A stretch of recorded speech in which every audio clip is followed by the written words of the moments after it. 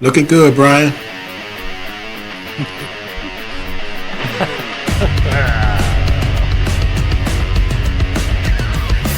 Ohio political news coming at you here live on a Sunday night. It's Mother's Day. Did you guys remember that it's Mother's Day? And you better, because your wives are all mothers, so or your moms. How's it going today, guys? Doing all right? Pretty good. Doing great. Happy Mother's Day, everyone. Yeah, go ahead and say something, Brian. I think you're really low on the mic. Go ahead and say something. Yeah, it's there you Brian go. Massey. Happy Mother's Day to all the moms out there. Leonard Gilbert, hide Yeah, I can behind hear your you. own name there. How you doing, man? Good to see you. All good. Now I'm having problems. So you got everybody rattled. I got everybody riled. Shelby Hunt is with us here. Hello, Shelby. Going on Friday at the State Central Committee, and I think you guys are all aware of it. The party endorsed Vivek Ramaswamy. So we're going to be talking about that coming up here in just a second. Also, we've got a great guest coming up in about 15, 20 minutes, Tom Zawistowski. Tom Z will be joining us, and he's phenomenal. Okay, so make sure you stick around for that. He's phenomenal, he just knows what's happening in the world of politics, and he was the original for the state of Ohio. He was the original Tea Party leader, Portage County, but throughout Ohio. So he's coming up with that there. Okay, so we got the three amigos here.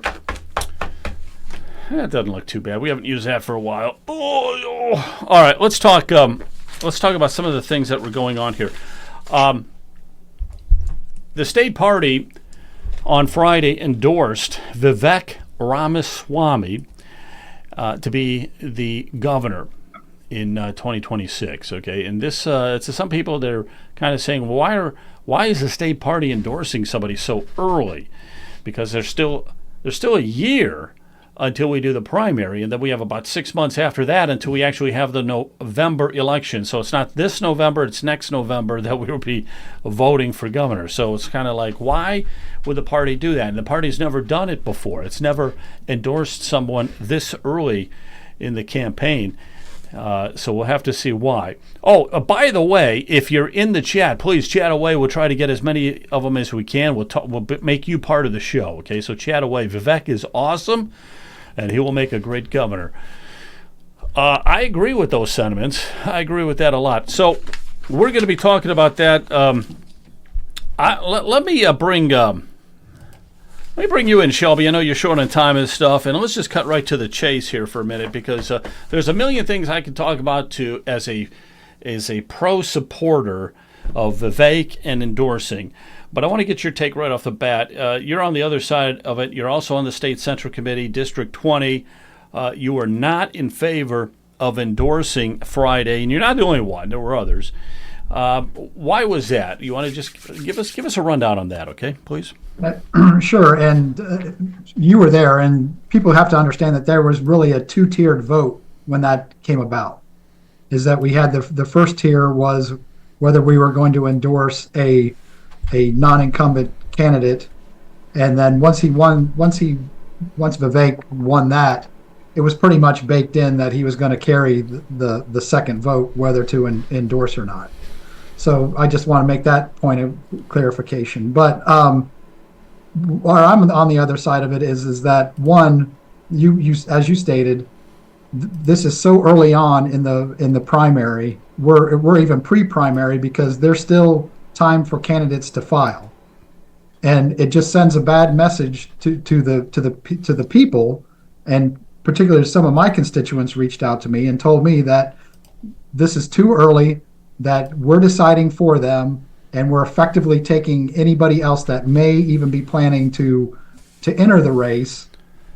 We're shutting them out or making it difficult or for them to participate. Right. So that's my primary position on that. But in a higher level, and Leonard we were alluding to this before we went live. We're doing all of these political machinations, and what I feel is that it really boils down to: are we going to address trying to get abortion out of our Constitution, and which candidate is going to support a personhood bill. I know that there's some legislation that's trying to get active in the House along those lines. And I'm just here to tell you that if we don't address these issues, particularly the life issue, it doesn't matter if it's Vivek or Dave Yost or even a Democrat, the Lord is not going to bless this state. He may bless individuals, but as a whole, if we continue to have abortion as a constitutional right, we will not have the blessings of God on this state. Now, I've just come back from New Mexico, where it's totally run by leftists, and I'm telling you that when it comes down to policy-wise and everyday living, Ohio is going down the same path, even though we have a Republican supermajority. What do we have? What do you have out there? You have pot dispensaries, you have casino gambling, and you have a love of abortion. What do you have in Ohio? Pot dispensaries, casino gambling, and abortion in the Constitution. So we need to get serious as conservatives and address these moral issues that are going to continue to erode our life, our quality of life, no matter who becomes governor. And I'll leave it at that for right now. Yeah, okay, that's really good. And you forgot one other thing that Ohio has: extremely high property taxes, state taxes, county taxes, taxes galore. Okay, so we're actually losing population here in this state, and that was one of the things that Ramaswamy talked about. That we've got to do something to bring the population back in. We got to lower the taxes. And then, of course, you were talking about the abortion issue, too. We'll have to work on that. Now, we had a constitutional amendment change on that, which is really bizarre. But, yeah, there's a lot that needs to be done. Tourism in Ohio needs to be upgraded substantially. So those are some of the things. Let me just play something here. I got a couple, because I didn't have time to edit this, so let me just find out where it's at. But I got this off Channel 5, and it's a little bit of Reporter Morgan Trow has been covering the race to get to the nomination, and she talked today with Ramaswamy. The Ohio Republican Party says they want to move forward with a new type of GOP leader. Okay, now there's the one thing right here. I'm going to stop it right there. To me, the reason for the endorsement was this was a big part of it. We had to go in another direction with leadership, somebody young, somebody vibrant, somebody energetic, somebody that can raise incredible amounts of money, which he can do all those things. Somebody who's an insider to Trump, the whole MAGA movement in Washington, D.C. He's right inside with all that. Plus, he had the endorsements of I believe J.D. Vance, I believe he got it, or at least Bernie Moreno, I know that for sure. He got the endorsement of Trump. Laura Trump called the committee on the phone line through the speaker and encouraging everyone to endorse. So, but this is part of the reason here. He is part of the MAGA movement, which has turned Ohio red. And Trump has done it. It's not the wine, okay? It's not the establishment that's done it. They'd like to keep everything purple if they could. Vivek Ramaswamy. Do the right thing for the people and the right thing for the party. Okay, there you have Robert Sprague, whatever you think of Robert Sprague. He hops around from chair to chair, but he's there pushing relentlessly for everybody to endorse Ramaswamy. You had Frank LaRose doing the same thing. Lead boldly. For the coveted GOP endorsement to become the next governor of Ohio. Ohio's best days. And Rob McCauley right there in the red tie next to Vivek, he's probably going to be the lieutenant governor. He is the odds-on betting favorite. And then next to Vivek is also Christina Rogner, who wants to become part of the Vivek administration one way or another, I guarantee on that. What's that gentleman's name again, Joe? I didn't hear the whole thing. Rob McCauley. Rob McCauley is his name. McCauley. Are going to be ahead of us. He is the, these guys just closed his eyes right there. He is the Senate Speaker. He's the Speaker of the Senate. So he's the highest ranking person in the Senate, state Senate right now. He's going to be term limited out, so he has to do something. Entrepreneur Vivek Ramaswamy overwhelmingly received the nomination from his party. The Cincinnati businessman and President Donald Trump ally is running on a platform of revitalizing the state. Issues like population decline, issues like a looming energy and potential electricity shortage in our state, Issues like the educational achievement deficiency. But not everyone wanted. See, he's in favor of all that kind of stuff there. The education, the vouchers. He's in favor of doing something to stop the decline of population in the state of Ohio. Tourism. He wants to do something up there with Lake Erie and all that. We can bring people to this state, not only for tourism, but to live here. He's also in favor of getting rid of the income tax. And I did talk to him like last week about property taxes, and he said he's going to have his team look into that and look at how property taxes can be reduced, maybe even eliminated. So he's on our side with that. Ramaswamy. State Auditor Keith Faber explained that he would have rather waited until it was closer to the election to choose. I respect Dave, I respect Vivek, and I respect Lieutenant Governor Trussell. So I just didn't think it was time for me to jump in and endorse personally at this point. As Faber mentioned, Ramaswamy beat out Attorney General Dave Yost. Now, Dave Yost, by the way, was not at the meeting. He was at the funeral for that police officer that was killed. So he had to do that as his duty as Attorney General. So he was in Cincinnati. He didn't make it up. His wife gave a speech on his behalf. Just to fill you in on that. Although strategists had been pushing Lieutenant Governor and former OSU football coach Jim Tressel to run, he hasn't officially announced. In a statement Thursday night, he did tell us that he was considering a run for governor. I think they all have great strengths, and I'll let them communicate that themselves to the voters of Ohio. So what's next for Ramaswamy? What kind of qualities are you looking for in a lieutenant governor? Look, I want a governing partner who's going to lead in the areas where we actually want to make a change and drive a difference to this state. So now the race is heating up for his second in command, with strategists telling us to keep our eyes on Secretary of State Frank LaRose and State Treasurer Robert Sprague. Do you want to be lieutenant governor?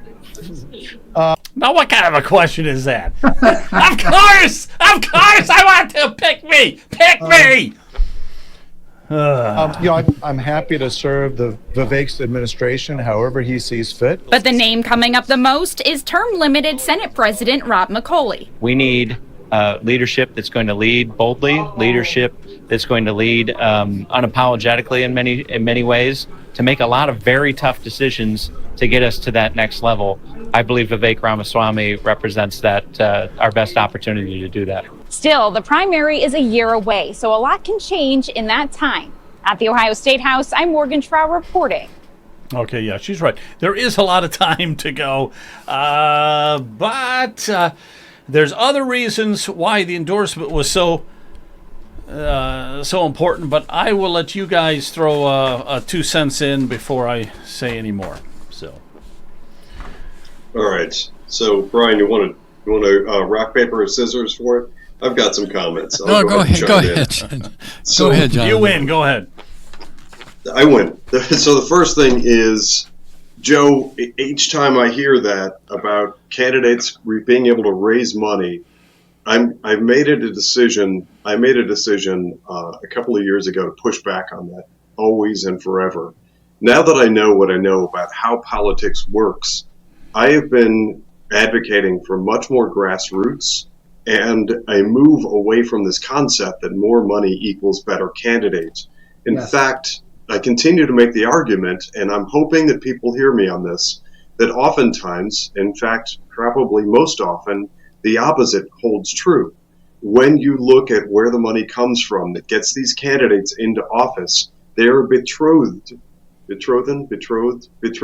think is the correct word. They're betrothed, they're married to these deep pockets. That's a problem. We're seeing all kinds of examples of that in people in Columbus right now who found their way into office due to the checks written by Big Pharma and those sorts of things. So I don't mean to call you out specifically on that, Joe, because I think that's the mindset that we've always all been in. But I do want to sort of flag that a little bit and spotlight that for attention. Well, I think that we should be thinking much more in terms of building grassroots initiative in Ohio that stands the real possibility of countering the big money influence on politicians. I think ultimately that's the point that I want to make. And in terms of Shelby's comments, I do want to kind of counterbalance. There are a lot of us in the state of Ohio, and I'm one, who has looked at the issue of life and conservative values, and I'm on board. I am a pro-life person. However, I don't think that we can easily win by advocating specifically solely for those. I think tag teaming some things that are really going to get the people that are really undecided or independent, neutral on those types of issues, bringing in other issues to sort of catch them where they are, if you will, does a lot more than just simply saying, like you and I would, that we need to counter that constitutional amendment that advocates for or allows for mass abortion up to the date of birth, and counter that, or add to that with some conversation about the mass taxation in Ohio. We are more taxed than many other states, and we get less for it, arguably, than many other states in union. I think that the whole idea of pushing for conservative positions because we're the people who want to go in and clean up government and fraud and waste and taxpayer abuse, that tag teamed with our positions on things like being pro-life are an easier way forward in the political arena. Hopefully that makes sense, but I want to encourage people to think about the messaging that we decide to rally around. It would be easy, I think, for a group of us, and typically those of us who are on this podcast and many of our listeners, as soon as we hang up that we put that flag up, we're pro-life, and we're advocating against this mass abortion up to and including day of birth, which is egregious and ridiculous and makes Ohio an abortion tourist state. We're seeing it already. We're seeing the leanings in that direction with some of the corporate funding. But add to that with some conversation about what else comes on our slate, and try to get some people into our tent. Brian, do you want to say anything? Yeah, one issue that I have is using the changing the Constitution and using it like the Ohio Revised Code. Right. It's my understanding that really wasn't the principle behind having a Constitution. We've changed it now probably 177 times, and it's supposed to be the bedrock, the principles of the foundation of the state itself, and it's nothing more than just another extension of the Ohio Revised Code. As far as Vivek Ramaswamy, I certainly think that we need some new blood, in the state offices. I've had, some experience with now very brief, but with Attorney General Yost and everything, going down on that in that building, and I wasn't impressed just with my first 1 hour, session there. I wasn't impressed at all with customer service. So, but just because Vivek, they kicked you out, Brian, just because they told you to hit the road. Well, that's come on, man. Yeah. So real quick, just fill that in because that's an interesting story. So you had the 1,800 signatures because your group, by the way, yours is the group that is trying to put a constitutional amendment on the ballot to get rid of property taxes. And I saw that it was on television in Toledo. They did a newscast on it. They did a newscast on it in Columbus. I don't know about Cleveland. Oh, really? Yes, but it hit the airwaves. I'm saying they did a little special on it. It's short, but still they centered on it in both. In Columbus and Toledo, I know for sure. So it's making some ground waves, okay? Because that really was just the first hurdle, though, and I don't know if you want to get into. I know you don't want to get into details, but that was just the first hurdle. But it was quite a hurdle, getting 1,800 signatures from 26 different counties, and what's really interesting to me was we could never really get any help from the government, any of our elected officials, any attorneys. We were not trying to do it, pro bono. We were willing to pay, but we didn't have a lineup of attorneys that were willing to help us. It's very interesting. Where we got the most help was from other citizens that had gone through the process, and they instructed us. I had to do this thing 2 or 3 times to, get it correct, and we finally did. But now we have to. Once the ballot board gives their approval, then we're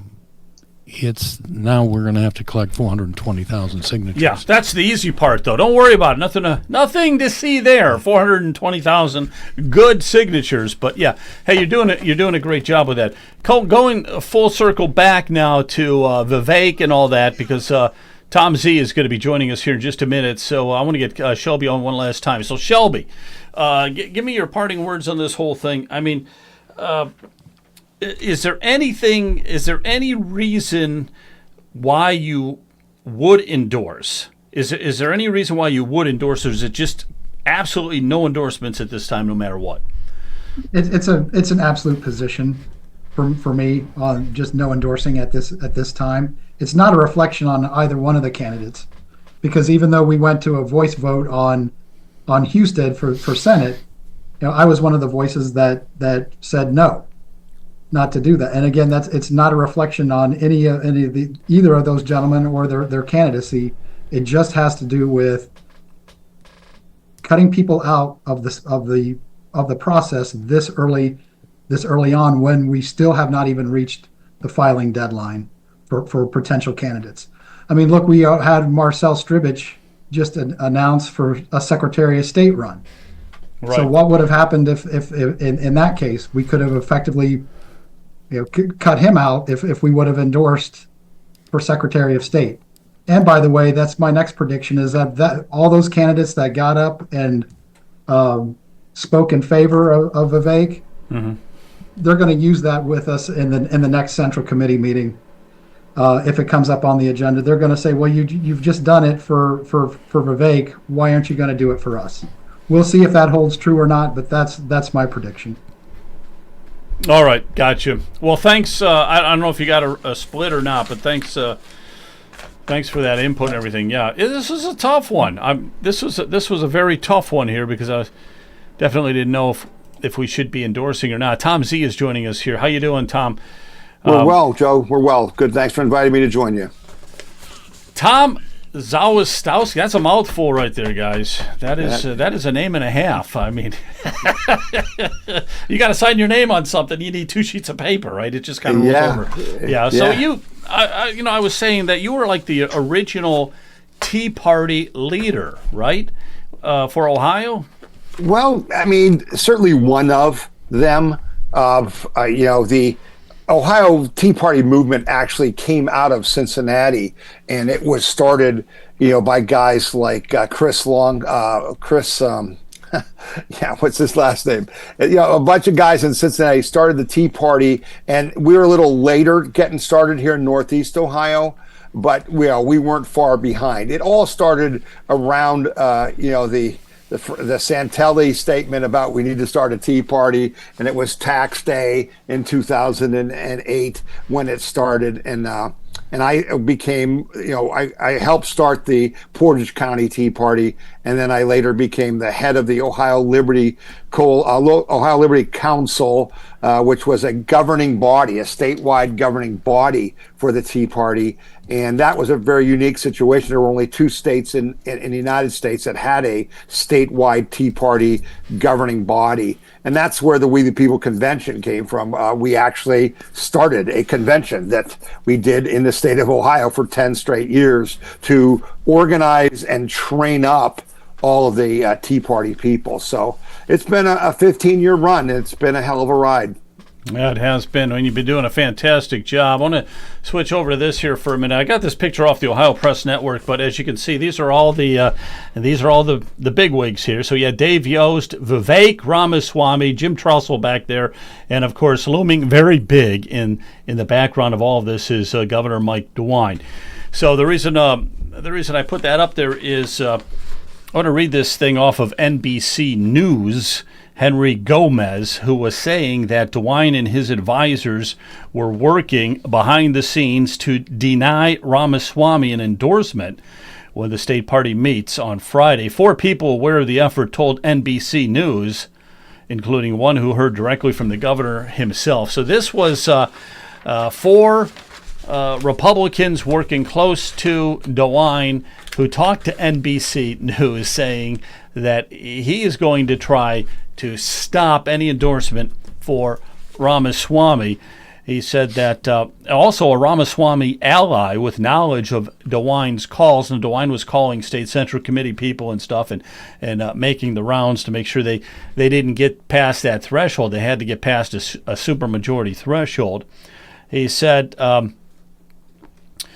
Ramaswamy said that his administration will be remembered for being on the wrong side of every Republican fight. And then another person in, let's see, with DeWine here, said that the establishment isn't just out of touch, the establishment has run out of time. But there was a huge coup. There was a big coup effect to try to get rid of Ramaswamy. And I think that was one of the reasons where when I found out about that kind of was a game changer for me. How about you? Well, in cards, when you're playing cards, there's things you call tells. Things that kind of show you what the other person has in their hand, and that's a tell. What you saw there was that the fallout. If you go back to where did this all start? It really started, in 2016, when John Husted, dropped out of the governor's race to become the lieutenant governor for DeWine, so that they could win the primary against what was her name? Guys, I'm not great with names tonight, but anyway, the one who was Kasich's lieutenant governor who was running against DeWine, and it was a deal. It was you drop out and join me. I'll be governor for 8 years, and then you'll be governor for 8 years. That was the deal. And then what happened was when Donald Trump gets back in power, DeWine and Husted go to Mar-a-Lago looking for Donald Trump to endorse John Husted to be governor, and he said, no, I'm going to endorse Vivek Ramaswamy. And that was a big problem because they knew they could not beat a Trump endorsement here in Ohio. So they ended up, DeWine, could appoint the Senate replacement for J.D. Vance, and he appointed John Husted to be the U.S. Senator because that's the only place John Husted had to go. But then the question was, we can't have Vivek Ramaswamy as governor. That he's not part of the Columbus cartel. He's not. We're not going to be able to control him. So what's the plan? And that's why DeWine was actively working to make sure that Vivek did not get endorsed, because they knew that an endorsement would make it easier, not guarantee that Vivek could win the governor's primary or the general, but it would help him immensely. And so, they showed their hand. It was a tell. And basically, we were able to expose that, and we were able to get people, in the Ohio Republican Party State Central Committee to not fall for it and to endorse Vivek, to kind of block their effort to stop Vivek. Well, I'll tell you what, it was not, the vote made it seem like it was overwhelming for Ramaswamy, but I can tell you a day or two prior to that meeting, I didn't think he had the votes, to be honest with you. But there was a large number of people in the committee who wanted to be swayed one way or the other at that meeting. Okay? They were like, and I was on the fence a day or two before. It's like, I seriously was saying, now we got to wait. We got to put this off. But then when I heard through other sources about the underhandings of what DeWine was doing, to stop Ramaswamy, to bring Jim Tressel into the fold. And here's something else a lot of people don't understand. And I didn't know this. I just found it out. But when you are a statewide candidate, you have automatically access to all of the benefits of the party. You can work with the party. You can get reduced, postage. You got their emails. You got everything, okay? So if we did not endorse, if there was no endorsement for Vivek Ramaswamy, then Tressel, he has a huge advantage. So does Dave Yost, because they've got all the party backing them, even though they're not endorsed. And that is what is called putting your thumb on the scale. That's really putting your thumb on the scale. So now we've kind of averaged the scale out now just by endorsing him, in my opinion. Well, I would go further than that. I would say that the Columbus cartel puts a cinder block on the scale of justice, and we in the liberty movement just put our thumb on the scale to try to even it out. Okay, I mean, you're exactly right. That's one example of how things are not fair. But your point was well taken. As I said in the video that I released, when this was first brought to me 3 months ago, I said, what are you people, nuts?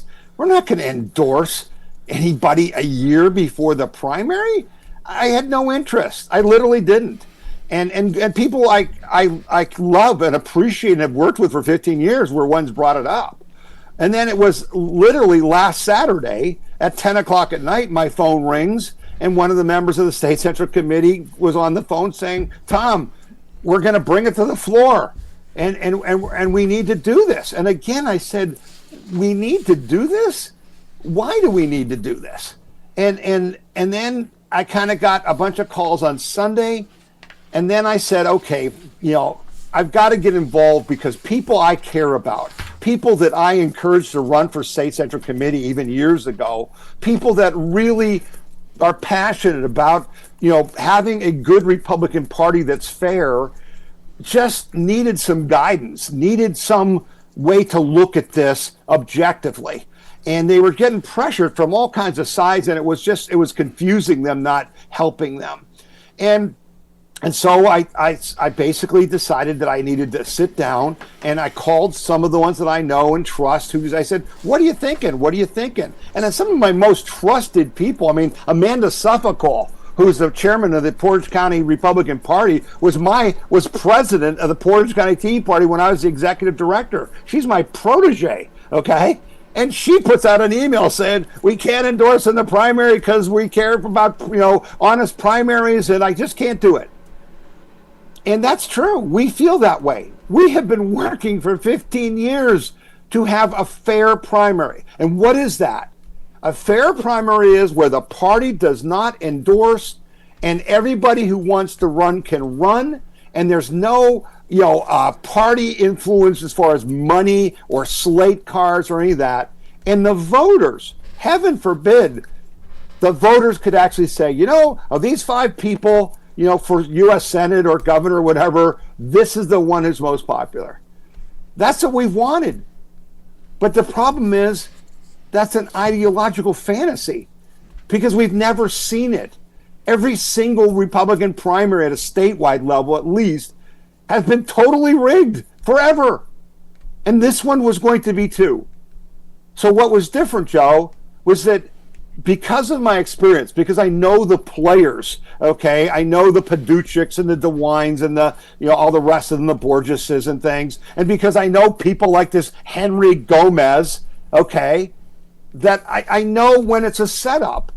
And what I was able to do is just articulate for the Central Committee, listen, you're absolutely right about your moral stand, but that's not our priority, because our priority is the grassroots movement, is to advance our cause. And what is our cause? Our cause is to break the stranglehold of the Republican establishment in the Columbus cartel on our government and on our tax dollars, so that we can finally elect someone who will represent us, who will do what Donald Trump is doing, right? Donald Trump, it's make America great again. It's America first.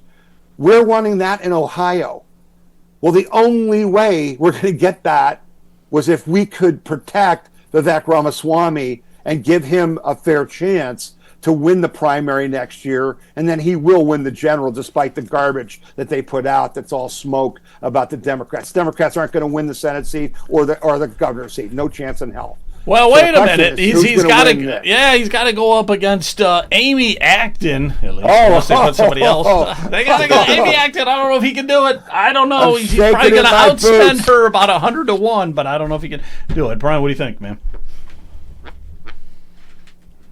Yeah, thanks, Tom, for being here. It's nice to see you again. Nice to see you, Brian. I get worried at the local level. Talk about the Republican Party, and all I see are Democrats. Lake County is a very strong, Republican county, but I see Democrats, coming and joining the Republican Party and getting support from, Republicans. So sometimes I think it's just an illusion. Well, I think you're right. It's Republican I Party. think it has been. I think it has been an illusion. I mean, think about this. I mean, Brian, we deal in facts, and you do a great job with your newsletter and this podcast and things. So, we're not talking about opinions. So here's the facts. We in the grassroots have elected every state office holder as a Republican and the biggest super majorities in both the House and the Senate for multiple years now, and we can't get anything we want passed. That's just a fact. Right. That's just a fact, okay? And so who are these people? Well, they're not Make America First. They're not, grassroots. And they're really not elected by us because most of the districts are jerry-rigged. Most of the districts are not fair seats. And what are we always up against? Money. We're always up against money, okay? And so, so the problem we've had, and the State Central Committee is no different. We've worked forever to try to elect people to the State Central Committee. And again, when we started in 2008, 2009, the State Central Committee was so unknown to the average Ohio Republican that most people didn't spend any money running for Republican State Committee. Literally, they just put their names on the ballot because we voted for them, but we had no idea what State Central Committee. I thought it was something that the Russians do, comrade. You're going to be on the Central Committee, okay? And so we started saying, hey, we can run people for State Central Committee. Let's get our people to run. Yeah, pretty soon people started spending tens of thousands, $20,000, $30,000 to make sure we didn't win those seats. Okay? Yeah. And So, Tom, again, that's been rigged. am I correct in saying to the people that the legislators, they really don't represent the average citizen, although they may come on the show and they profess they do this and that, they're really representing the donor class. Right. And I say that because Representative Ron Young, he was also Commissioner Ron Young. I've got him on tape. It's a couple of years old that said the top priorities of government is to protect itself and grow. The top priority of any politician is to protect himself and get reelected. No mention of what is in the best interest of the average citizens. So it's an illusion. Fact. Well, that's a fact. So why is that? Okay. Well, why it is because the whole electoral process has been taken over by the moneyed special interests. In other words, it costs a lot of money to run, to buy TV time, to buy, signs, to do all this stuff. So the problem was that unless you were Donald Trump and you could self-fund and you didn't need these other people, you can't run without being beholden to the people who elect you. That's what happened to Ron DeSantis. Ron DeSantis is a great U.S. governor in Florida, probably one of the most qualified people to be president, but he can't run for president without being beholden to billionaires that have to give him the money for him to run. And so we had the same problem here in Ohio.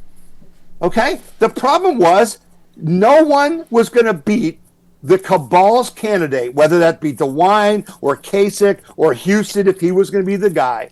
No one in Ohio could beat them unless you could raise $50 million outside of Ohio. Because if you try to raise money in Ohio, the phone rings. And I'm not, this is, again, I deal in facts. I don't deal with rumors. I was there when the phone rang.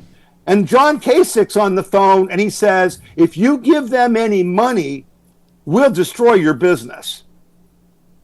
The Columbus cartel is a mafia, okay? That's what they are. Wow. They're a mafia. And the Ohio Republican Party is a money laundering machine. Because that's what it is. People donate money to get votes. Not votes in our votes, votes from the Senate and the House, okay, so they can pass legislation that helps them. It's that simple. It's pay to play. The only way to break that is a guy like Vivek Ramaswamy who doesn't need them.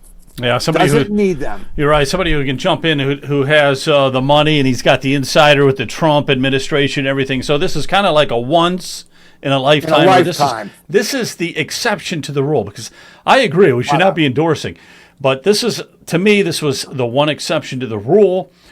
And I'll tell you something else. I'm really, really proud of this committee, because I've been on the committee 12 years. I've been on a long time, longer than most people. And when I first got on there, we're talking about Matt Borges. We're talking about corruption. He's in prison right now. We're talking about corruption like you can't even imagine. We're talking about a state central committee that is 100% establishment. Okay, I mean, if you remember, very well. You wanted to run for chairman. Remember? Yep. And that was the first year I was up on there. But there was like I think 5 or 6 or 7 people who were even willing to vote for you. But the rest of the committee, let me tell you a story about the that. rest of the committee would not do that. Yeah. Okay, let me tell you a story about that. So why did I run for chairman of the Ohio Republican Party? Because John Kasich, who we elected, became governor, and he summarily fired the guy who was the chairman before that, who was a really good guy. Kevin DeWine was his name. He's a cousin to Mike DeWine, but he was a really good guy and a fair chairman. He was just thrown out, and Matt Borges was put in. And then they said, Matt Borges is going to be named chairman unanimously because no one else in the state wants the job. The job pays like $150,000 a year. No one else in the state wants the job. So I said, I'll run. I want the job. Oh, baby. What? We can't have that. So I'm trying to run for chairman. And Joe, you know, there's 66 state central committee members. I've got the list. I'm calling them to talk to them. None of them will take my call. None of them will meet with me. Wow. No. None of them. Okay. I show up at the meeting they let me come to the meeting so I could make a speech and stuff. And they made everybody sign in to the meeting in ink, sign a piece of paper. And then when they had the vote, they made people write their vote on a piece of paper so they could compare who voted for me with the sign-in list. That's how corrupt these people are. It is corrupt. So, but the point here is too. We go back those number of years. So we had Borges, total corruption. Okay, and he was. Boy, he was just groomed. He was groomed for that position. I'm telling you, he really was. They pushed him up the ranks because they knew this guy was the kind of guy they wanted at the top. That's how ridiculous politics had become in Ohio. Right. And so finally he was ousted. Timken beat him out barely. I mean, the votes, you have to win by 2 votes. And she was only won by 1. So then there was another vote. She won by 1. And so, then Borges and her went into a room. Borges said, I'll let you be the chairman. You're going to give me a salary for a year, and I'm just going to leave, but I'm getting paid for a year. Mm-hmm. And that was the what deal that was cut. That was the deal that was cut and everything. They worked it out and everything. But the point is, we have gone full circle here. We have some outstanding people on that committee. I mean, outstanding people like Shannon Burns, man, top of the line. Shannon is incredible. We got this guy here. I want to bring you in one last time there, Shelby. Shelby's doing a fantastic job. And And there's many like him that have become on the committee who are good grassroots, strong, conservative Republicans. This, what was pulled off, and I know you weren't in favor of it, Shelby, but this what was pulled off on Friday could never have happened in the past. Never. It was a one-of-a-kind event. And well, I hope it is. And, again, I don't have the history. I'm just about a year on to the State Central Committee.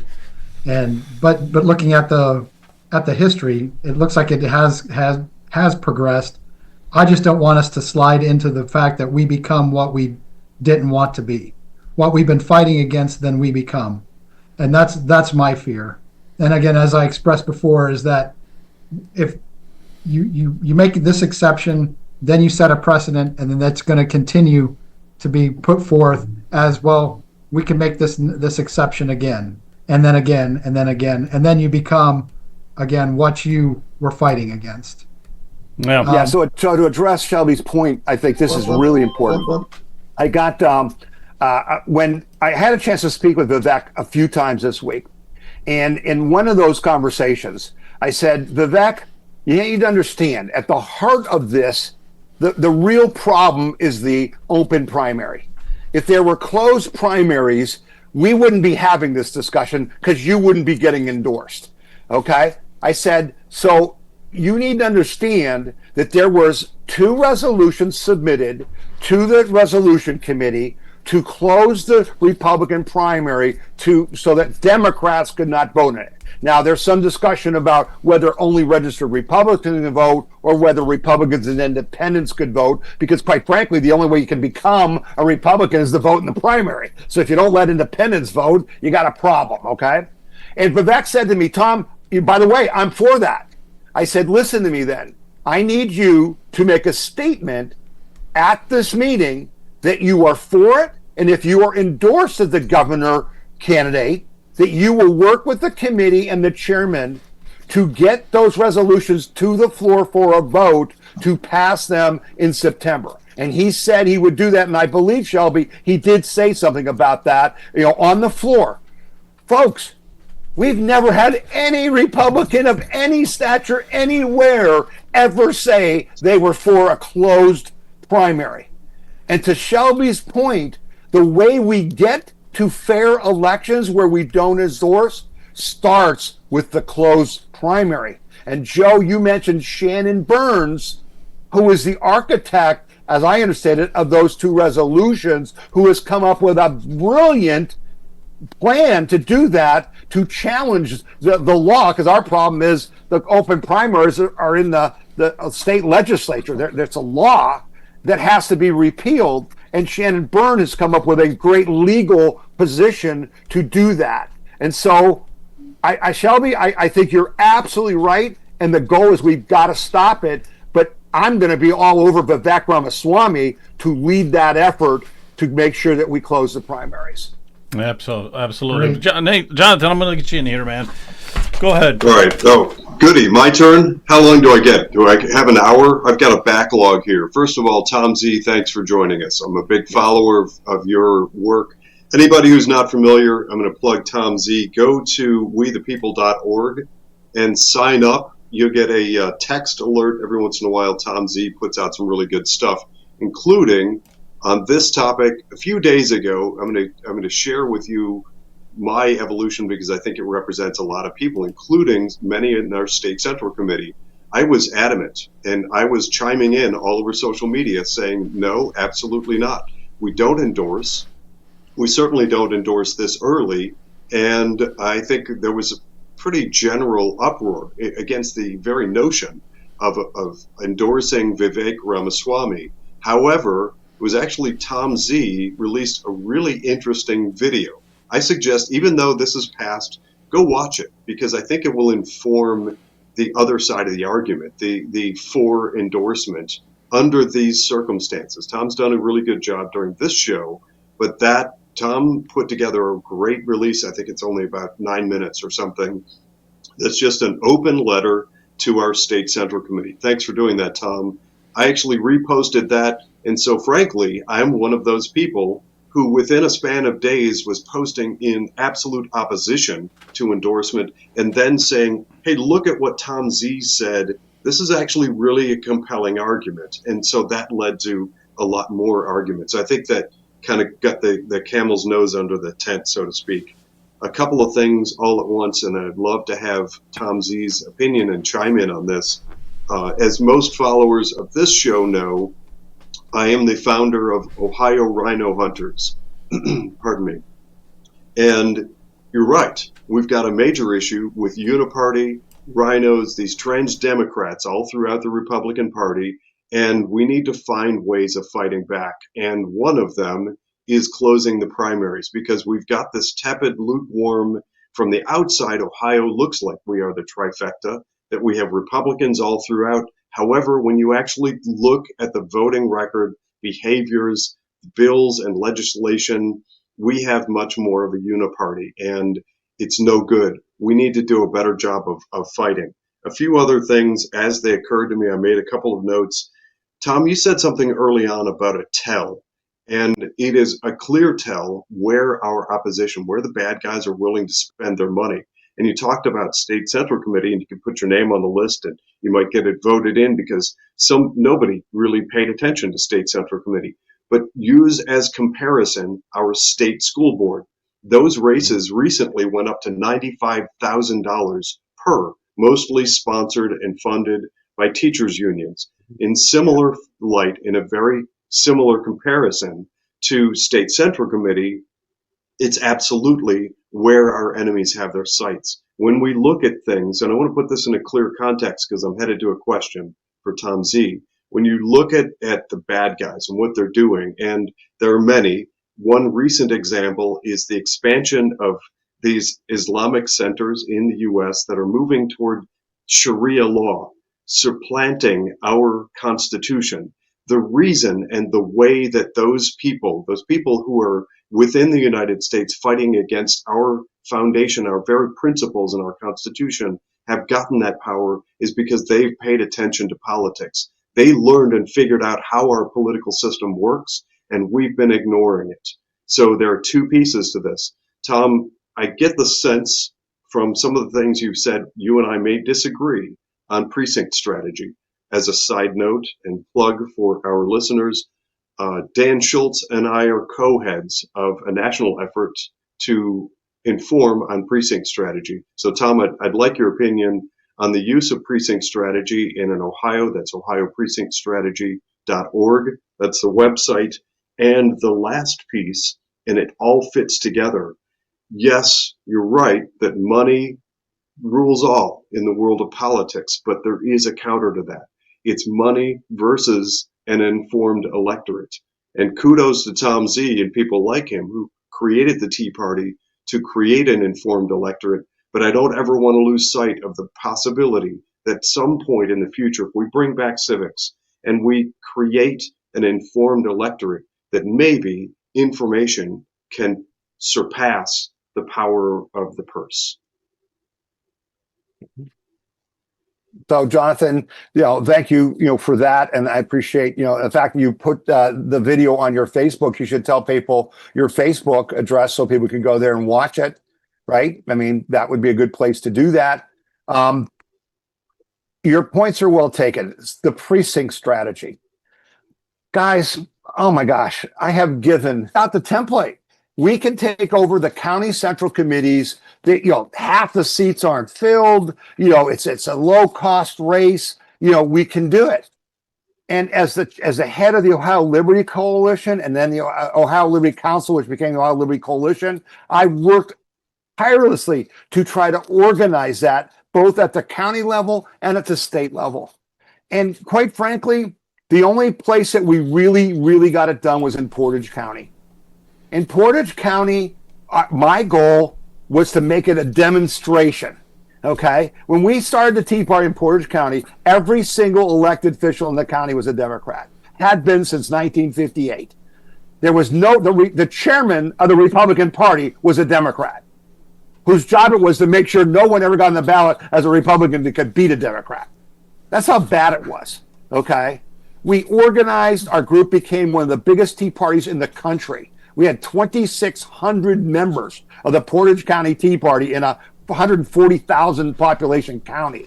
Okay, we elected Rob Portman and John Kasich. I'm sorry to say, I have to admit that we did.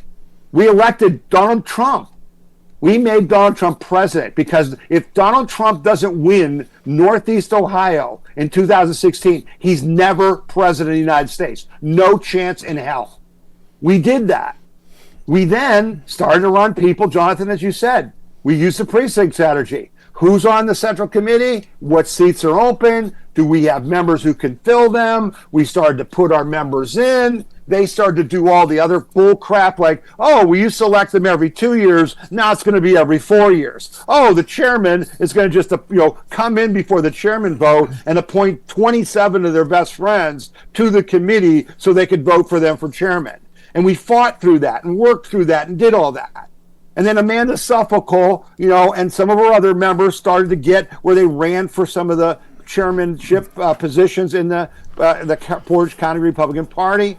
And then finally, we won. We took it over. We threw out the corrupt people.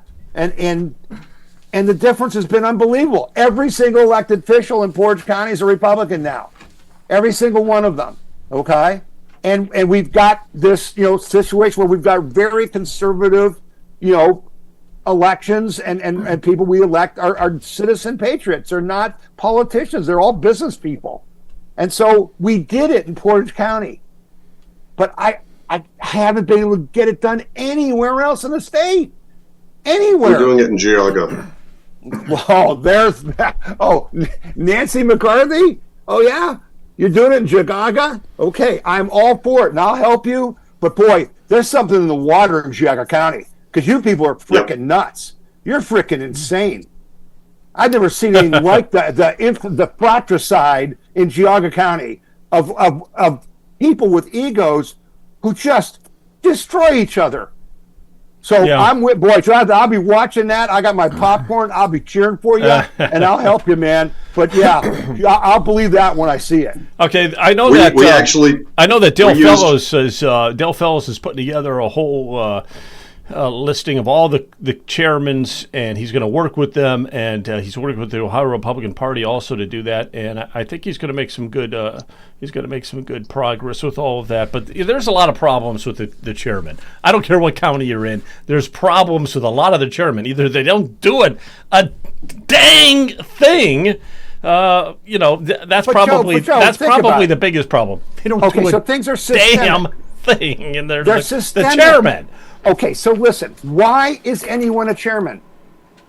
Why would anyone become a chairman of a county Republican Party? I think because it's for your political career, right? No, there's one reason. What's that? Health benefits. Health benefits, gentlemen. Okay. Go look it up. Okay. Every one of the chairmen can be on the Board of Elections. And a few years back, when we started putting pressure on these chairmen, they passed a law where I think Amanda told me that her health care benefits, as she's chairman of the party, but she's on the Board of Elections, is worth like $24,000 a year. Wow. Okay? Well, I didn't know that. Yeah, I had no idea about that. But that's the problem, Joe. We don't know shit. No, we don't know. We don't know. And I'm here to tell you so you know, okay? Let me explain some things to you, okay? So here's what I've said. I've said all along, why the hell are we the people paying for elections for private organizations like the Republican and Democratic Party? Why did we just pay? I don't know what this cost us to set up all the machines and stuff 2 weeks ago to have an election, but it's probably like $20 million. Why did we do that? I wanted to pass a law. I would love a constitutional amendment that says that the Board of Elections positions are on the ballot and that anyone can run for them. Because guess what? 70% of the people in every election are independents. So why are there 2 Democrats and 2 Republicans on the Board of Elections? Why? And those Board of Elections get to decide, if you're an independent, how many signatures you need to get on the ballot. Oh, that's fair. Okay, that's fair. Guess what? If you took away the Board of Elections seats, there would be no county parties. There would be no county parties. because no one would do that damn job. Nobody wants to do the job. Well, okay. There might be somebody somewhere might want to do it, but yeah, I tell you, to me, that's the key, man. You got to get some good chairmen in there in these counties. But Leonard, do you have a question for Mr. Zawistowski? Oh, I just wanted to thank him for coming on. And is Shelby still out there? Let me check. He might be. But go ahead and talk anyhow. If not, I'll see if I can I just wanted to applaud him because a lot of times we use the word conservative, which means nothing to me. And but he has Christian conservative in front, and that's meaningful.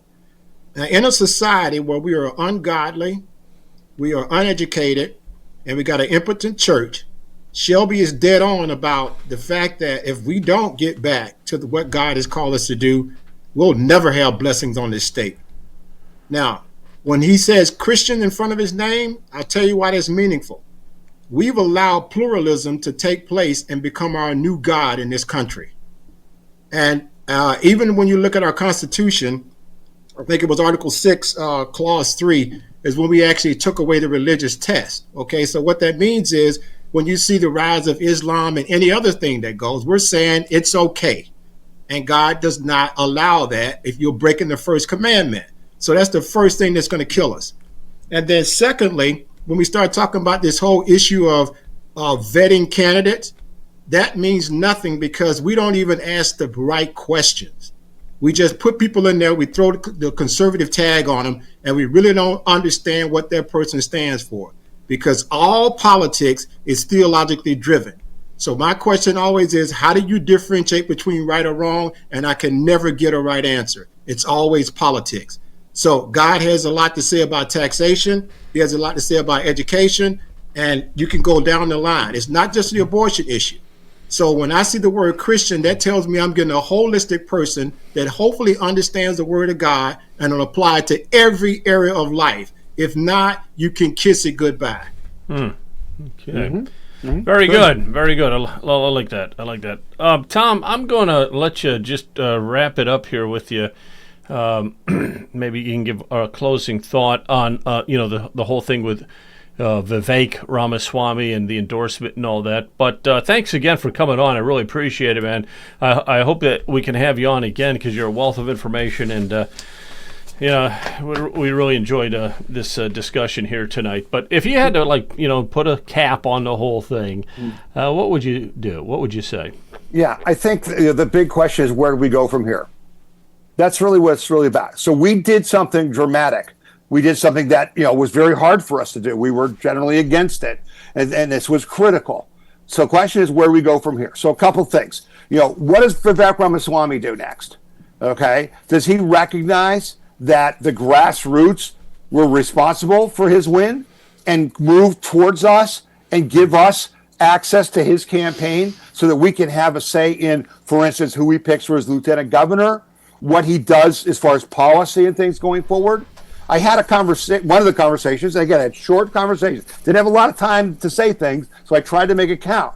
I said to Vivek, understand you can't just run for governor, because even if you win, if you don't get involved with remaking the party and with the House and Senate races and with the other state office holder races, if you become governor and the cabal hates you, they will sandbag you. They will stop everything you want to do.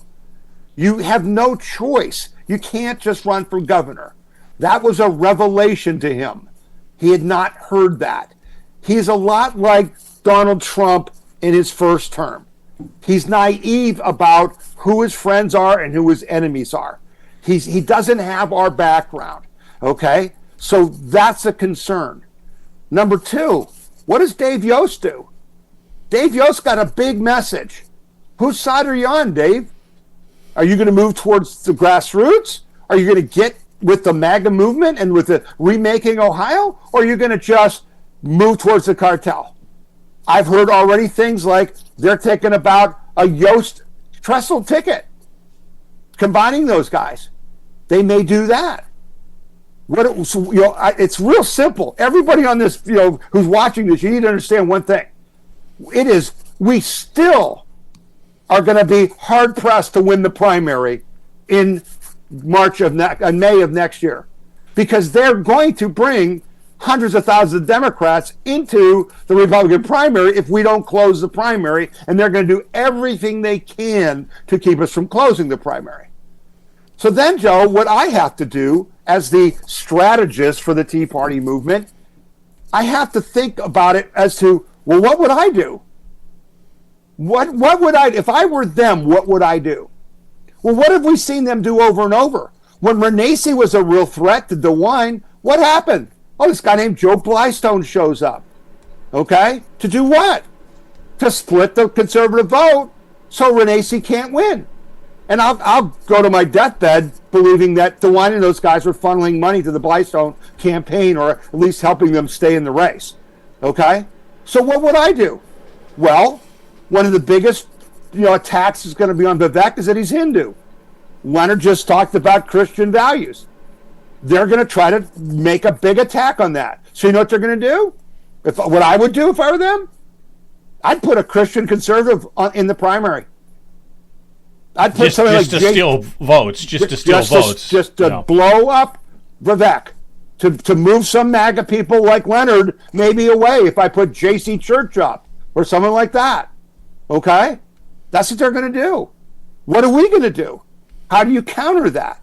If Vivek's smart enough to call me and talk to me about what he should do, he needs to take as a lieutenant governor a strong Christian like Christina Rogner. You guys saw, Joe, you saw Christina there at the event. There's no bigger, more established Christian conservative in Ohio than Christina Rogner. She is just, so well known in the life movement in particular. And she's very bright, and she's got a boatload of money, okay? And so you counter their having a Christian on by, what is that called? It's called the Mike Pence move, right? Remember when Trump took Pence as vice president? Why was that? To get the Christian vote, he needed to win. So there's a lot still to come.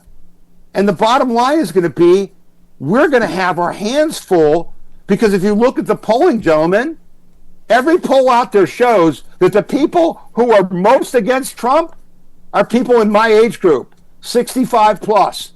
The people who are still stupid enough to watch the local news and MSLSD and CNN and ABC and NBC and all that stuff and believe their bullshit lies about Trump. Those are the people who now have a disapproval rating of Trump. The people who have an approval rating of Trump are young. Who is Vivek Ramaswamy really popular with? Young people. Young people. So what do we got to do? We've got to put together a grassroots movement that brings in these young people for Vivek.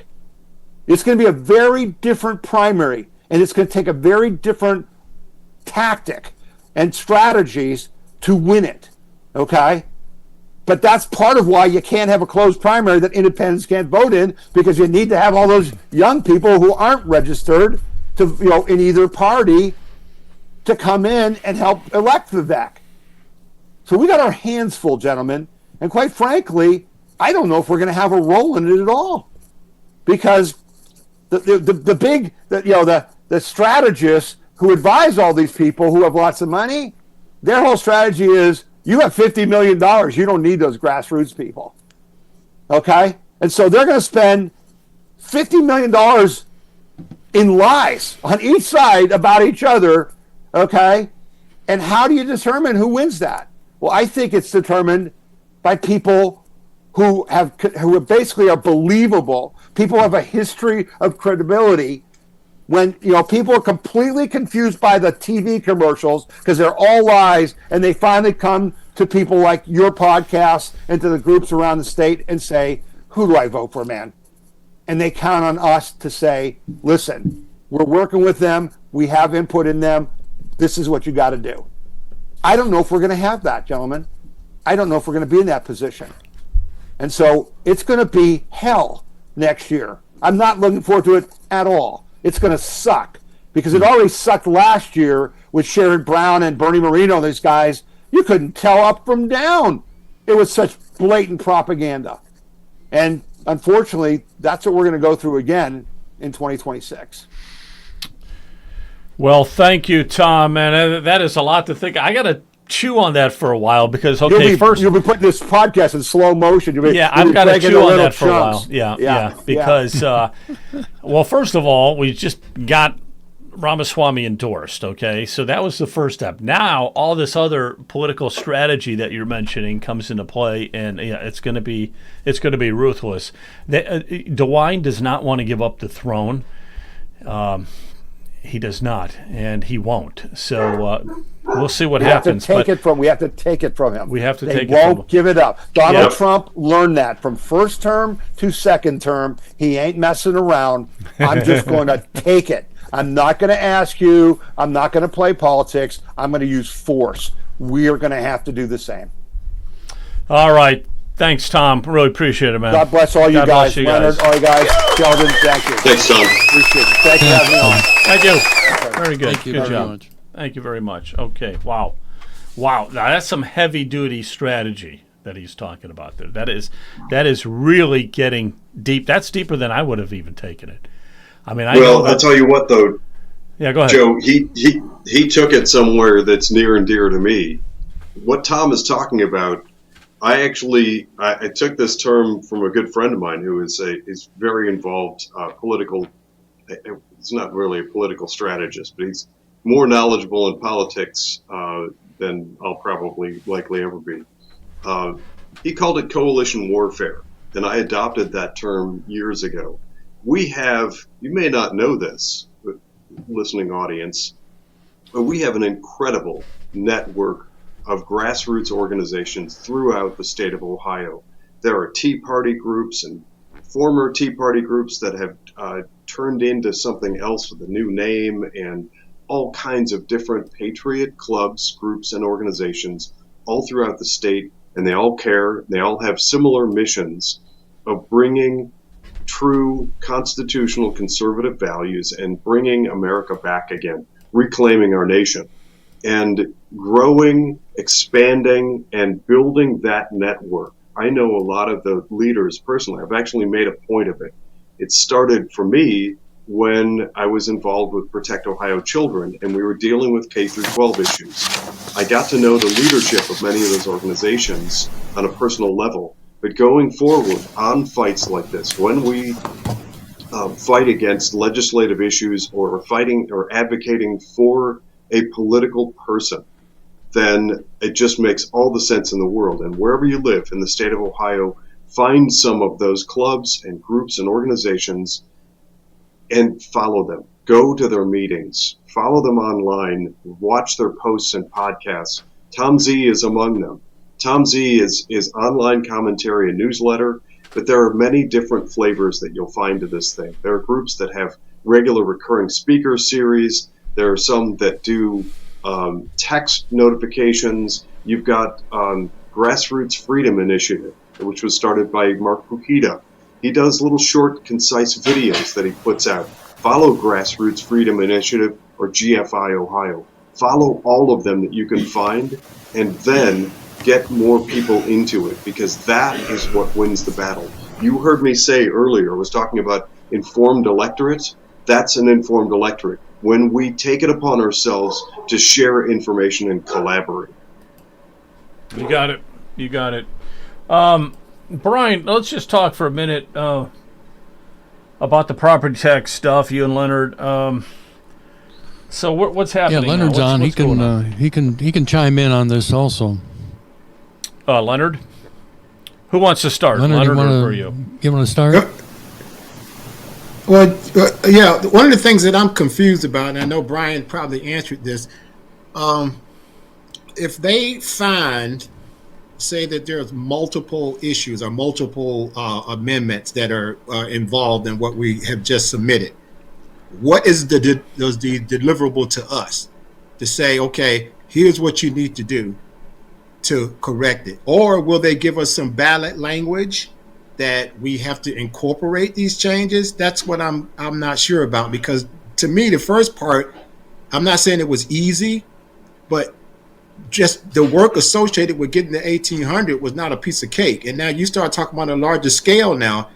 If we don't have our ducks in a row and really understand what we're dealing with, I mean, I'm just uncomfortable right now. So I'm not saying this is a slam dunk in no stretch of the imagination.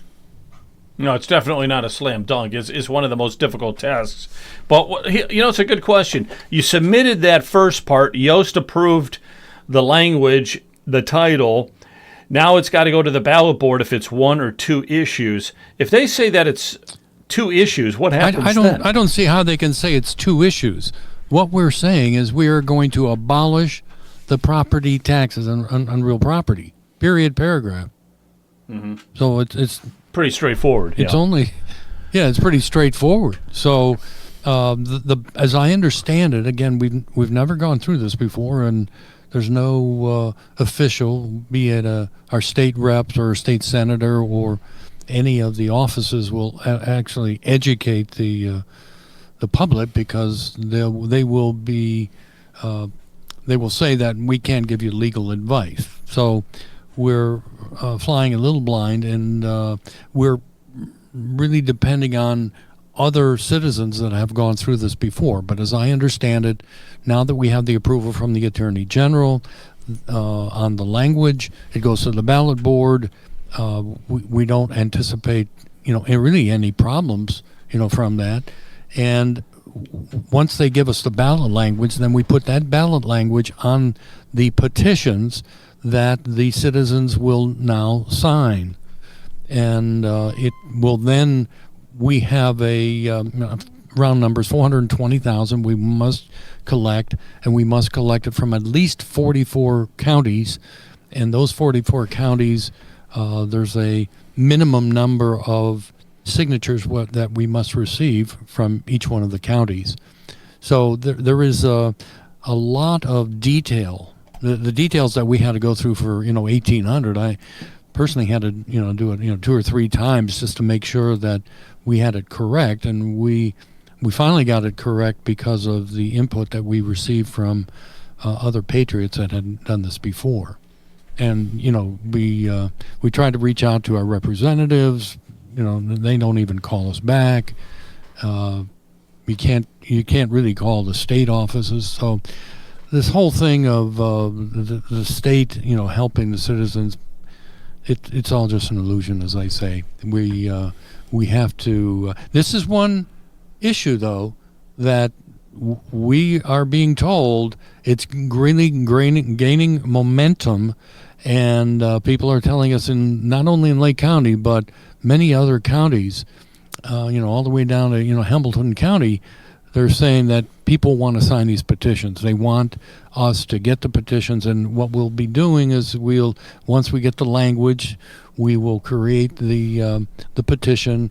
We'll have it all professionally printed, and then we are going to go full steam ahead.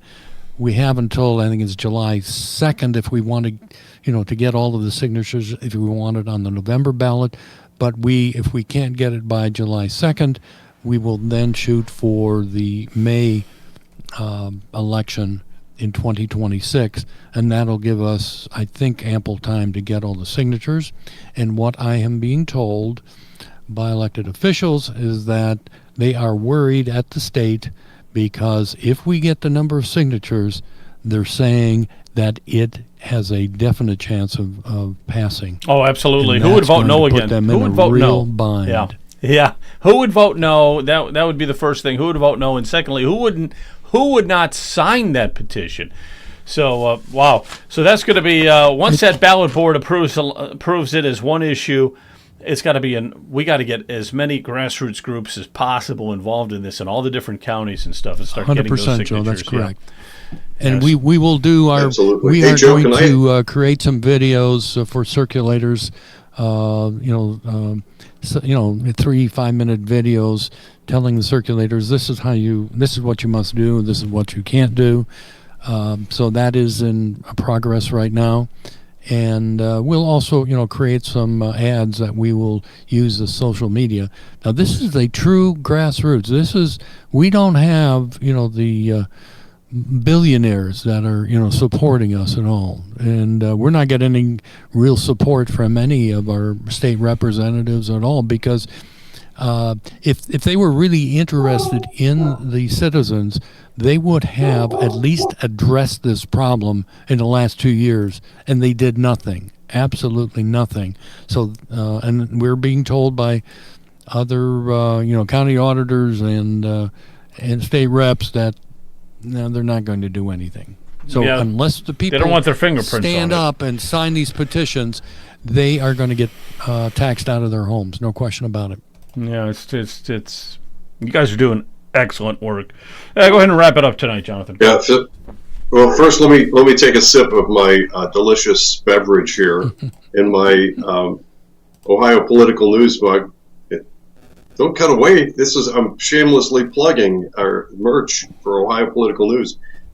So actually, I have a question for Brian. I don't know if you can answer this, but I think it's worth asking if you do have any sort of general sense. You mentioned that in creating this ballot language and the initiative and navigating the steps to get it as far as it's gotten, you're getting the sense that you have little or no help from our elected officials, from getting legal help from lawyers, etc. Do you have any sense for what that process looks like on the other side? Because the leftists, the anti-American cabal, whatever they are, on the Marxist left, they seem to do this once or twice a year.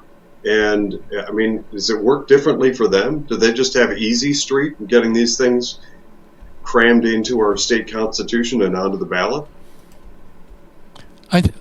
I don't know the answer to that directly, but it would be my guess that they've got the money behind them. Evil always seems to have money behind it, and I think the lawyers are more are tempted to be they don't even have to be Ohio lawyers. They can be anywhere in the country. They will step in and help the average citizen, and what they also do is they'll pay people to collect the signatures.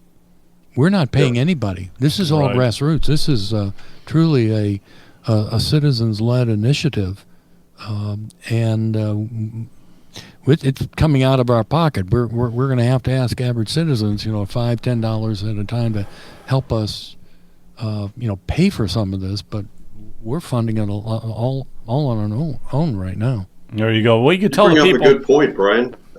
Actually, I'm going to interject. I mean, sure. What's to stop us from going to Dave Yost's office? Go to Yost's office and make the recommendation. Actually, it wouldn't be Yost. It would be our legislature, and create some sort of transparency language that requires anybody out there with those clipboards, and you see them, that army of people that run around in different parking lots all over the state collecting signatures for petitions. I think it should have a big, giant, bold sign on there if they are getting paid to collect those petitions, because that changes things. In my book, it's a completely different dynamic. When they're paid agitators, or people sometimes shipped in from out of state on these luxury buses and they're paid to go out there. Yes. And some of those paid people, there are all kinds of stories. I can tell you some of my own. They will do whatever it takes to get their money. And they'll lie to people and get signatures on that clipboard. Once it gets onto our ballot, it is a different kind of a fight. I think, personally, there should be some transparency around that. If they're getting paid to collect signatures, it should be disclosed. I think it is. I support that, Jonathan. Yeah, I would agree with that. Where is it? Where is it disclosed? Well, they ask you. I know on the petition itself, they ask if you're being paid to do this. When I know when we were looking at that. So now whether or not that's recorded somewhere or. They're not telling. I think Jonathan's saying they should tell the people that are actually signing the petitions. They don't know whether they're paid or not. Yeah. The people signing going it. Going back to your other. Yeah, and that to me is something that I think could be addressed. But Brian, going back to your other point, some of some of the organizations that we consider to be conservative, they're not as conservative as we think. And so they have a lot of inside pull as far as moving the legislatures to the way they want them. And basically, they represent a lot of the lobbyists and some of the other people that are there moving things around. And you're right, they have money to do that. And that makes a big difference. So we're up against a whole nother dynamic, as Jonathan stated, and that changes the playing field significantly. Yeah, what we're hoping for is as we continue to get signatures, we will have some of these, quote, conservative groups, jump on the bandwagon and then support us. But, as of right now, no one really is supporting us because they know there's a lot of people that are eating at the government trough here on the property taxes. And we're being asked by township administrators, well, how are we going to fund, police and fire and roads and bridges? And we said there's no problem in the state collecting revenue, generating revenue. Never seems to be a problem in the state.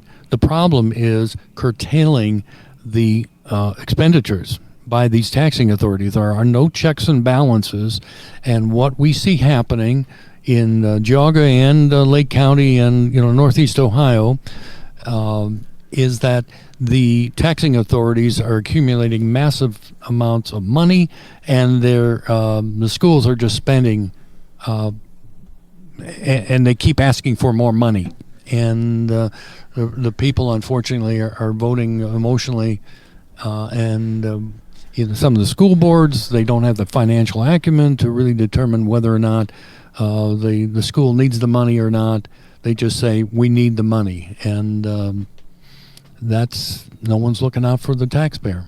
I'll tell you what, problem. This is also an issue, though, that I think Democrats could definitely get behind as well.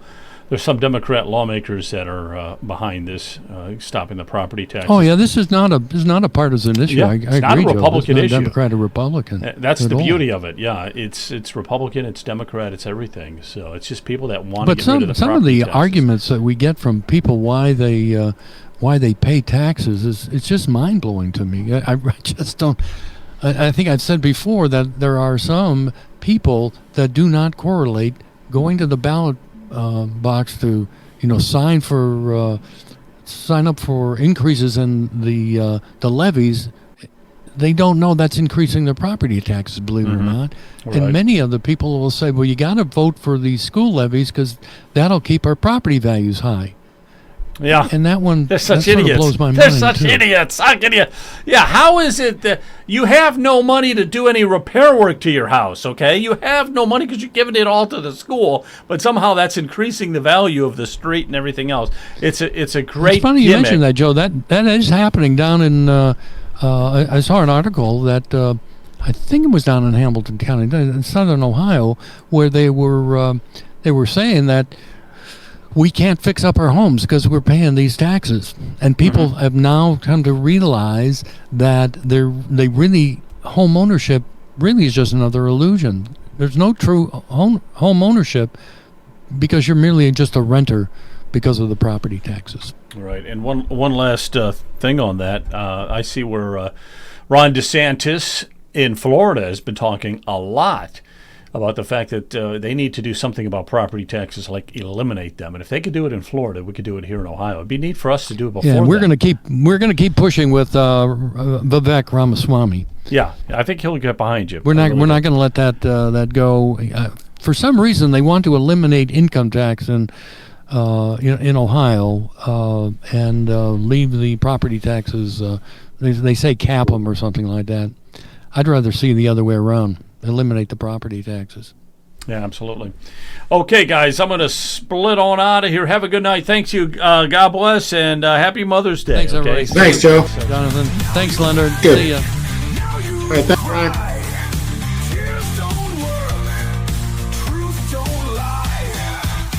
The games are done, the masks